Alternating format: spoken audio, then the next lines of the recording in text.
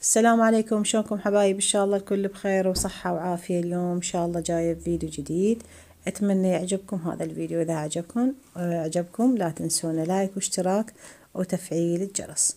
اليوم على بركة الله راح اسوي، طبعا اجى الشتاء واجت هاي يعني الشغلات الشتوية، الشوندر، الشلغام، القرنابيط.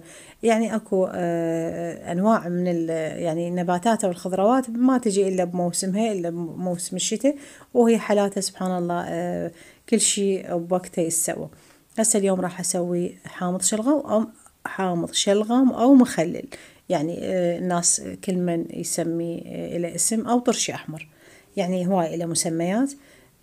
فهسه شنو اللي سويته؟ هنا أنا عندي كيلو شونذر وكيلو شلغم، وطبعا لازم وياه، يعني مو لازم، بس هو حلو إذا خليت وياه قرنبيط، جزر. كلش راح ينطي أشكال حلوة وطعم بعد أحلى. أول خطوة أجي أقشره زين، أقشر خصوصا الشونذر يتقشر تمام. لأن شوفون انتو يعني هاي تصير الياف وتصير يعني مثل الحفر، فضروري احنا نقشره. وهنا شونذر قشرته واكو بيه هذا مثل الحمار او لون البنفسجي، احب اخليه بالشونذر لانه اساسا ترف، يعني القشر مالته كلش ترف الشلغم. هسه من بعد ما قشرته وغسلته اجي اقطع. هاي القطاعة طبعا تنطي اشكال حلوة، شوفوها كلش حلوة. يعني واحد بيها ب1000 دينار، بس شوفين شغلات هواية استخدم بيها. استخدمها للكليجة، قطع بيها اللي هاي تقطيع هيجي مثلا مثل هاي الشوندر والشلغم. حتى البوتيتة تنطي اشكال كلش حلوة. هسه شوف شلون قطعته بهذا الشكل. طبعا ضروري واحد يخلي فرد فنيات او ترتيبات خاصة بالاكل، مو اي شيء اجي اسويه باي طريقة. هي قلت لكم هي 1000 دينار، بس تفرق بالشكل كلش، تفرق شيء كلش حلو. وطبعا طرق حامض الشلغم او الطرشي الاحمر مختلفة. اكو يسوونه بالخل الابيض او خل التفاح، واكو يسوونه باللمندوزي، واكو بدون اي شي بس ملح، يعني يخلوله بس ملح. وهذا هو، يعني كل من وطريقته وشنو البيت اللي يحبوه، يعني شنو ببيتك انت شنو تحب تاكل، فسوي اي طريقة تفيدك او اللي تعجبك.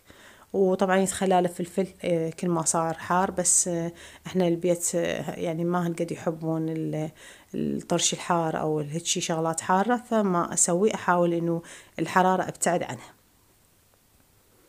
واكمل تقطيع وياكم، واجي بعدين للخطوة الثانية.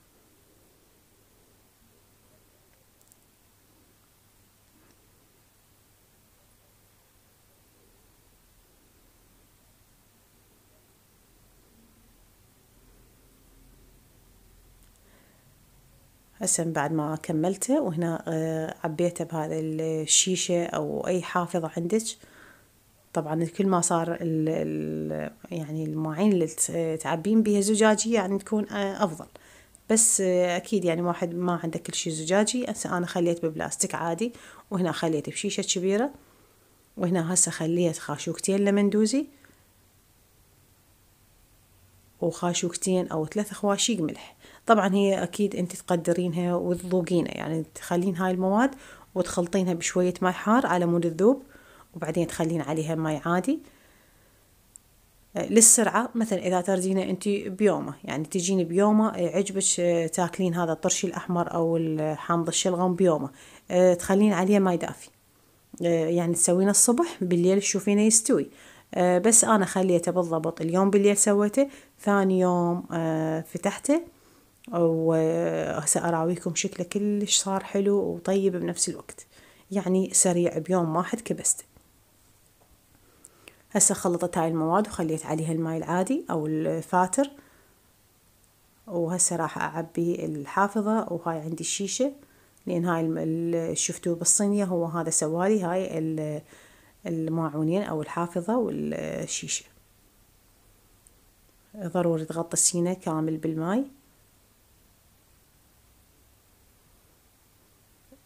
إذا ترزين تحافظين عليه تجيبين هاي المادة مالت العفن موجودة عند العطار، بس أنا ما أفضلها لأنه يعني على الحكي إنه يقولون بيها مادة مسرطنة أعوذ بالله، فما أحب أجيبها. يعني واحد يكتفي بهاي المواد اللي بالبيت كافي. ومن بعد يوم واحد شوفوا هسه هاي النتيجة ما شاء الله، اللون صبغ بكل الشوندر والشلغم، وانطاني هذا الشكل اللي تشوفونه قدامكم، يعني لون وطعم يجنن. الحموضة انت تتحكمين بيها، الحرارة انت تتحكمين بيها، تبقى هذا ذوق شخصي. وقلت لكم هاي العفونة تقدرين هسه انت يوم يومين وتخلينه بالثلاجة، ما عليه اي شيء ولا يعفن ولا نهائيا يعني. بس اذا تخلينه برا حتى لو جو بارد، يعني انا بالنسبة لي اشوفه يصير عليه شوي مادة العفن. بس واحد يريد يخليه فترة اطول يخليه بالثلاجة وما عليه اي شيء، هي الحافظة بكبره وتخلينه بالثلاجة. وهذا الشكل النهائي اليوم حامض الشلغم أو الطرشي الأحمر بهذا الشكل. إن شاء الله استفاديتوا من الفيديو.